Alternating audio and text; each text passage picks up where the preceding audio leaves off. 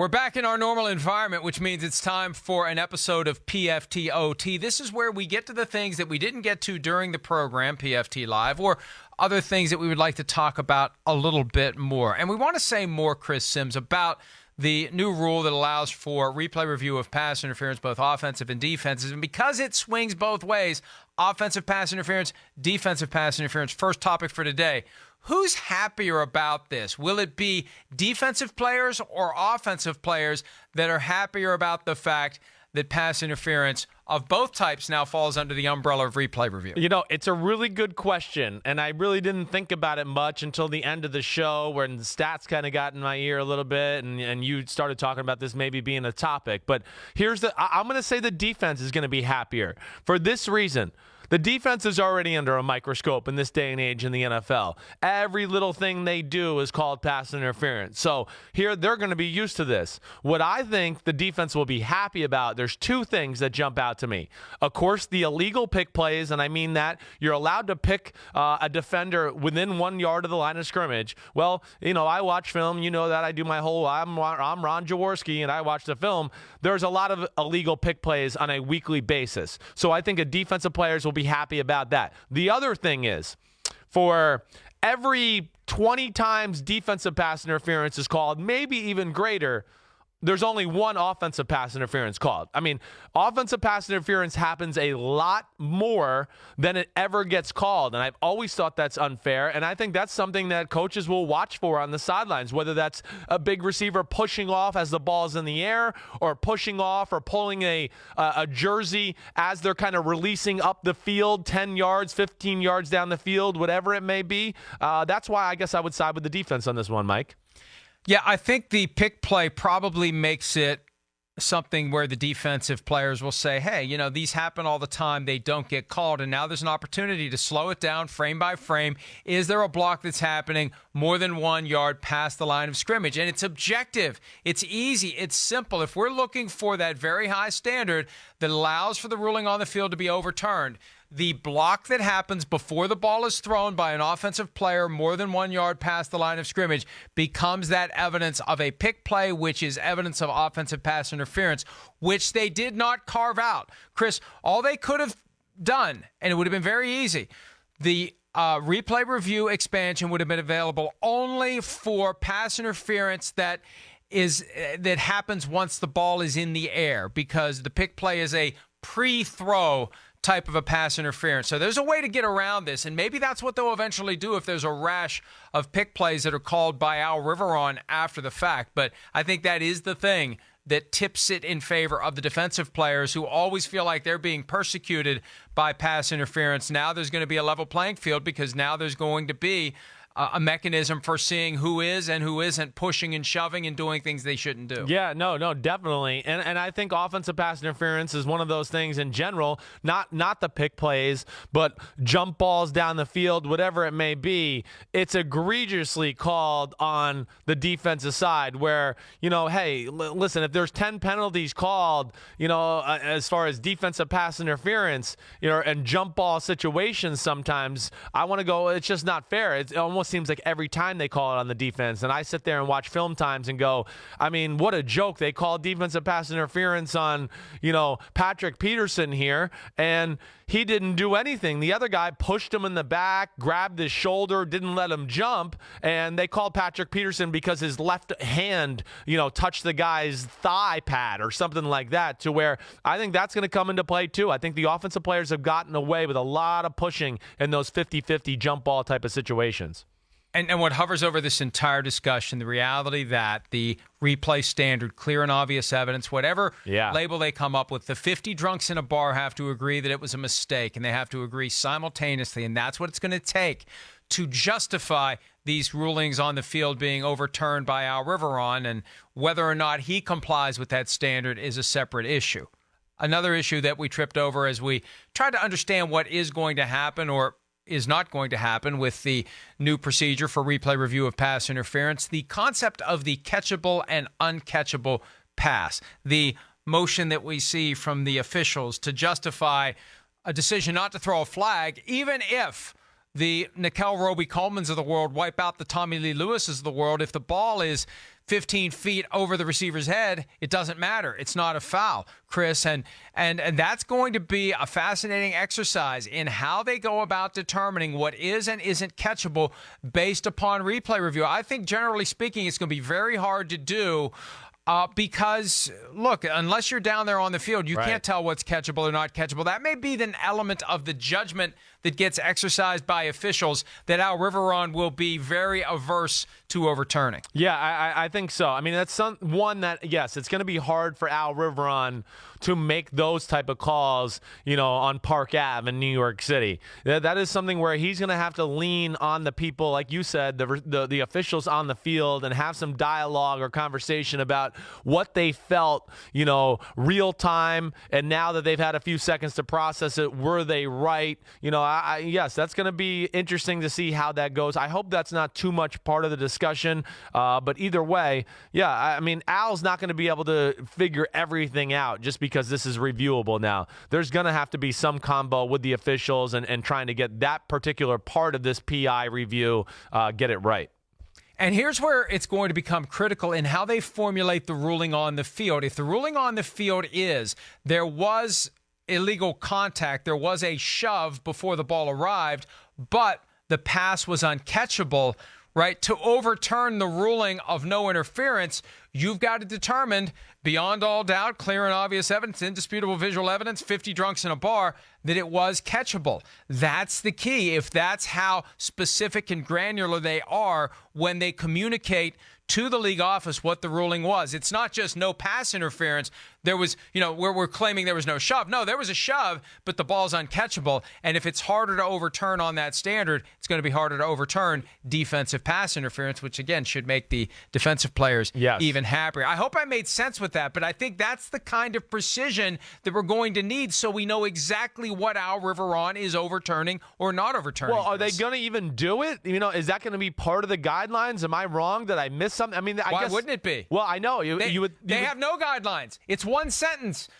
Pass interference is now subject to replay review, period. They've done nothing more with it. And maybe this means they need to do more with it in May. Yeah, because they did make sausage in one day. Right. But this whole catchable and uncatchable pass, that is going to be, I think, a major factor, especially if the officials realize, look, if I don't think it's pass interference, all I have to say is the pass is uncatchable, and Al Riveron's not going to overturn me. And then I'll have to worry about him agreeing with whether or not I think there was a shove or no shove on a catchable ball. I just say it was uncatchable, and good luck overturning that, Al Riveron. Yeah, that's going to be where it's very tricky, right? So, yeah, I am interested to see some of the language maybe when it becomes an official thing here, and maybe just because, that's going to be tough to dictate all that. I don't even know what I want to say because it's such a deep subject there. But, yeah, I almost want to say maybe that part of it shouldn't be reviewable, like, to a degree. If it's ruled uncatchable, it's uncatchable, and that's all there is to it, like you're saying. Then that's your safe harbor. Right. Then that's your safe harbor for any pass interference. If you don't want it to be reviewed by Al Riveron,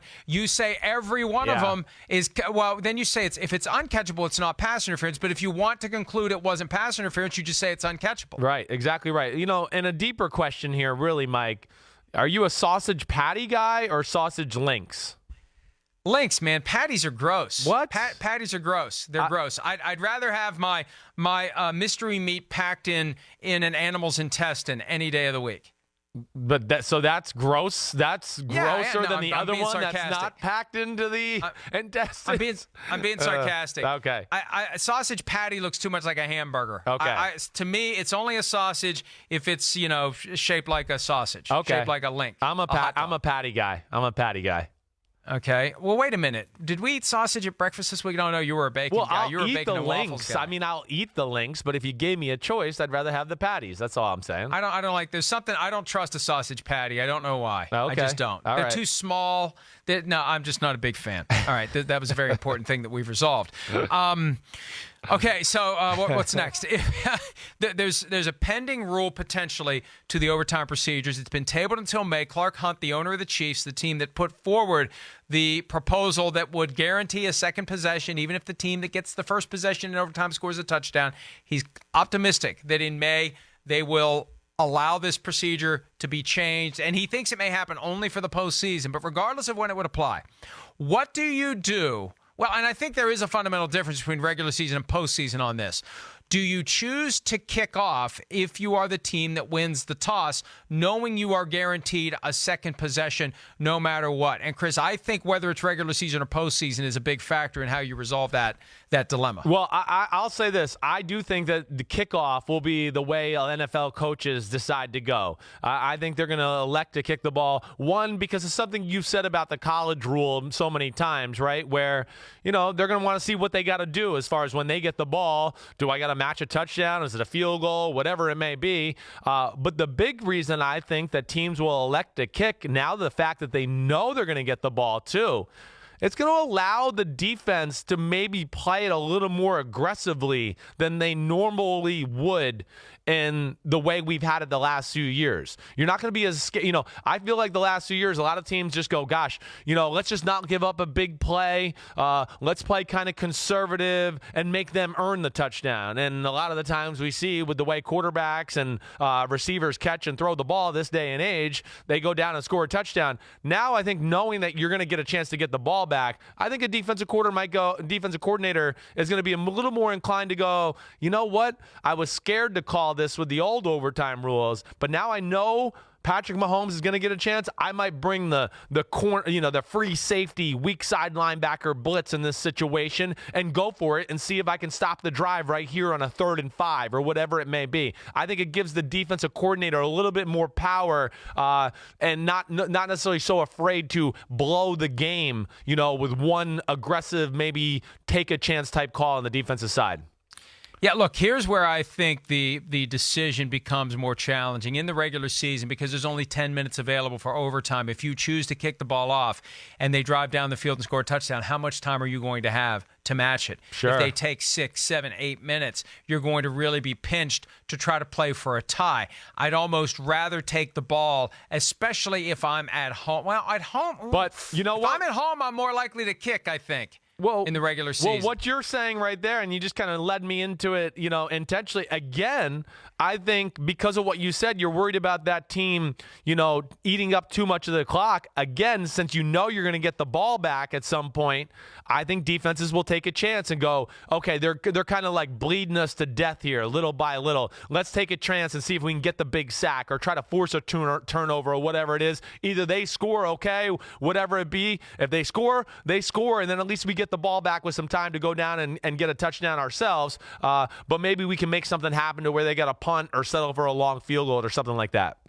If I'm at home in a loud stadium in the regular season, I'm going to be more inclined to kick. If I'm on the road and I win that toss, I don't know what I'm going to do at that point. It's going to depend on a lot of factors. In the postseason, though, I'm more likely to kick because I'm not constrained by the amount of time, right? Right. It's a 15-minute overtime, but you're still guaranteed to complete your possession. These are things we've never really discussed because it's never gotten to this point, but I still think that if you haven't had a chance to finish your possession, you still get to go beyond that 15 minutes until you get your possession. So if you're guaranteed that possession and the first team has taken 13 minutes and you take 13 minutes, then it's a 26-minute overtime in the postseason.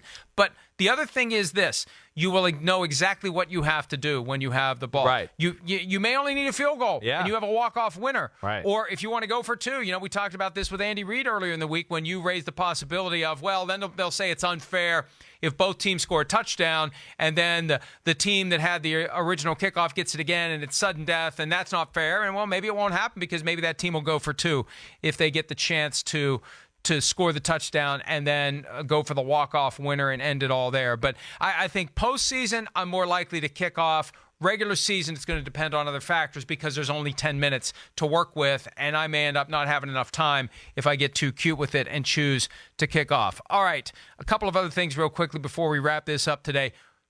The notion of the Arizona Cardinals trading Josh Rosen is still lingering out there. The Giants reportedly are considering all options as the future successor to Eli Manning, including a trade for Josh Rosen. I saw that Joel Klatt from Fox was suggesting that there are 3 teams that are in the running for a Josh Rosen trade. Now, I always wonder when it's somebody who isn't one of their football people who gets this information. Is it coming from Rosen's camp? Yeah, Joel Klatt is a Southern California guy that's been around these UCLA and USC teams a lot, so he's getting it from somebody with direct knowledge. That would make me believe.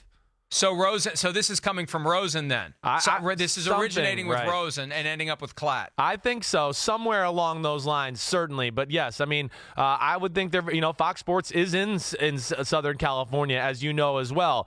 So yeah, I would think that it's coming from someone, maybe not from Rosen, but maybe he knows someone that's close to Rosen's camp that knows of the situation. So that makes sense. But get back to what you said, Mike. You said there's 3 teams that are interested. Is that what he said? I just want to make sure I heard you correctly. Yeah, Klatt identified 3 teams. I'll find it while you're talking. Go ahead. Yeah, okay. Well, I guess the first thing that jumped out to me, and I said this when we were on TV a little bit, is, when I hear this, especially when it goes to the Giants, and as far as, maybe the Giants are researching the possibility of trading for a Josh Rosen, that tells me that they're not absolutely in love with the other 2 quarterbacks not named Kyler Murray that are talked about in the first round, which is Drew Lock and Dwayne Haskins. So that tells me that. Also, I want to make sure everybody knows out there, this whole Josh Rosen, I'm going to get traded, all that stuff thing, it's not necessarily an indictment on Josh Rosen. I still believe that he has potential to be a really good NFL starting quarterback. I mean,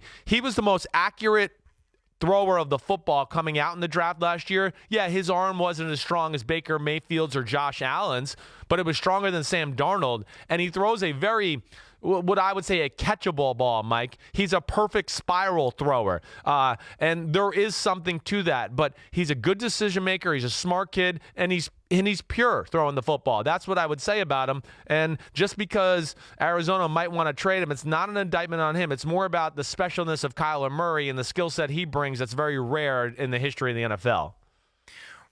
Joel Klatt was on Undisputed on Fox Sports 1 on Wednesday, and he said that the Patriots, Giants, and Chargers are the 3 teams that I have heard and I know are very interested in Rosen. One of those has already offered a second-round pick, according to Rosen. Arizona is waiting for a first. And, I remember thinking at one point early on when this train was starting to move in the direction of the Cardinals taking Kyler Murray and trading Josh Rosen, that Rosen may feel compelled at some point to leak something that makes him look better in all of this. And this makes him look better. At a time when it feels like the Cardinals don't want him, here's 3 teams who do. Patriots, Giants, Chargers. Somebody's already willing to give up a second-round pick for this guy. I think that, people get uncomfortable when we try to speculate on who their sources are, but this is a reason why I'm giving credence to Klatt's report. Yeah. Because I think it doesn't take many steps to trace it right back to Rosen. Yes, I agreed with you. Yeah, totally do. He was around, of course, Sam Darnold, Josh Rosen a lot last year during the draft process. We've talked about Fox Sports being there in Southern California. He's connected to the college scene there. I would be shocked if he didn't get someone very close to Rosen altogether. And the 3 teams you mentioned there, or that Joel is mentioning, they make sense. I mean, just from a pure football standpoint, yes, the Giants, New England, gosh, would they give away the 32nd pick for Josh Rosen? Maybe. I would certainly think about it. Especially if you go, man, this is the last year for Tom, or at least the second to last year of Tom. And the Chargers certainly have to start thinking about the future as well, because I think Phillip Rivers is certainly on the way down. He's playing good. I know all of that, but it's not like the Phillip Rivers we saw 5-6 years ago. Here's the one key thing to consider contractually, too, if you inherit Josh Rosen's contract. First, as we've previously mentioned, the Cardinals have paid the bulk of the money in signing bonus and first-year salary. You get him for 3 years at a total of like $6.2 million or something like that. However, that 4th year, which will be the 5th-year option, because he was pick number 10 and not pick number 11, you're in a different stratosphere for what you'd have to pay him for the 5th-year option. It becomes the transition tag for quarterbacks in the year before that 5th-year option operates, which for this year, Marcus Mariota and Jameis Winston, $20.8 million. 1 pick lower, it's a much lower number. So that's something, if you're going to plan this like Bill Belichick will, and he plans everything, you have to be thinking what that 5th-year option payment would be, and it's a bigger number because he was number 10. If he's 1 spot lower, everything changes. It's amazing how all that happens, Chris. But, look, it feels like it's all moving in this direction. Who knows what ultimately is going to happen? I think the NFL wants the Cardinals to keep it all close to the vest as long as possible. And that brings up a point that you and I have discussed previously. And I'm very intrigued about where you stand on this right now, because the offseason programs are opening soon. If you are one of these teams, do you want Rosen now, or are you content to wait until the draft and your pick is on the clock? Because if you're the Cardinals, you want that pick when it's on the clock. Yes. You don't want teams to know that here you are with your pick, because they start trying to guess what you're going to do and maybe leapfrog you. Yeah, no, definitely. I think the thing that it's not crucial that it gets done, or I say this, it's not crucial that Josh Rosen gets there before the draft and all of that.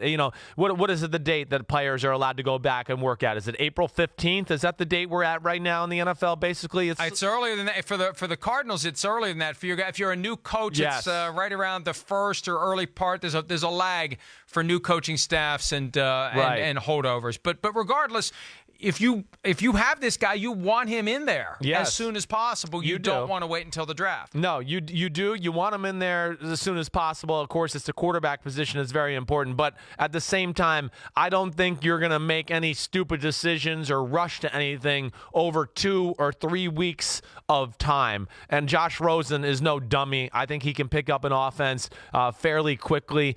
So I wouldn't think teams make that too much of a deciding factor, knowing they'll be able to play catch up. After the draft is really when a lot of the offseason groundwork gets laid as far as team meetings, OTAs, mini camps, all of that, where he can get the heavy lifting and catch up for whatever team he does play on. I have about 2 minutes before I have to run and do radio in Charlotte downstairs in my office where my little radio box is. But I'm trying to explain to you why this has to go quickly. Right. A couple of other names that I had for our draft of the Unicorns. I don't know if you had other names in the tank. I just wanted to mention a couple of them that weren't good enough to make a 3-round draft, but guys that we've never seen before and will never see again. And the first one for me, do you remember Reggie Roby? Sure. Yes, the punter from the Miami Dolphins. The way that he held the ball out, the way he dropped the ball, the way the ball exploded off of his foot. Right. There's never been another guy like that.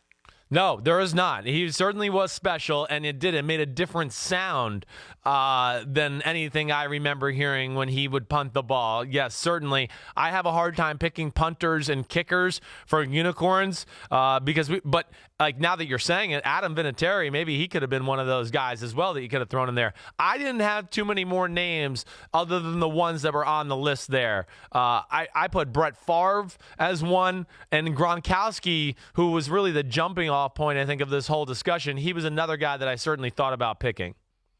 Darrell Green is a guy that I thought about because he played so well late into his just like the same reason I picked Tom Brady, and I should have mentioned Darrell Green. It's the same idea.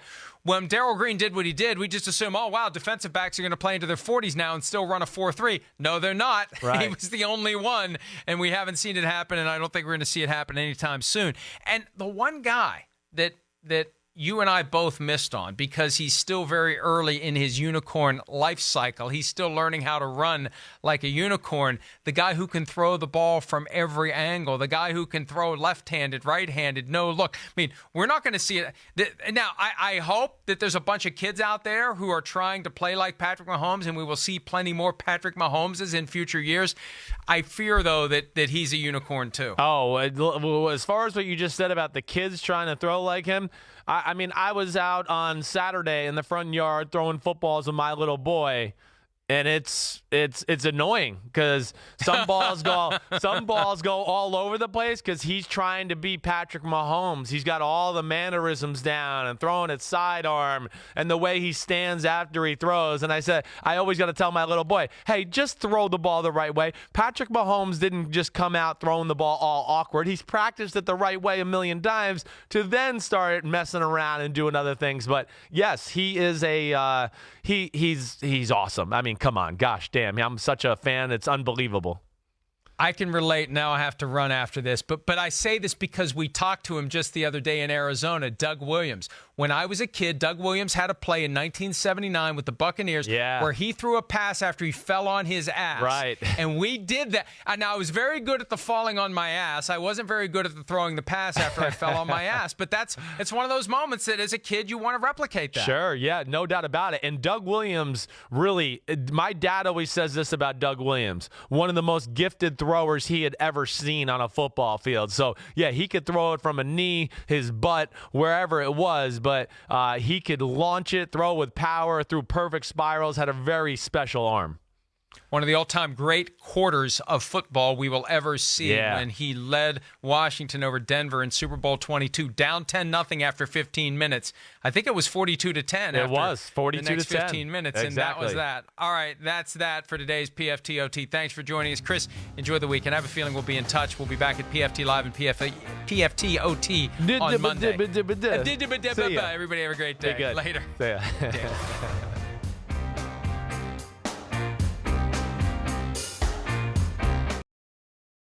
Hi, I'm Mike Tirico, and thanks for watching.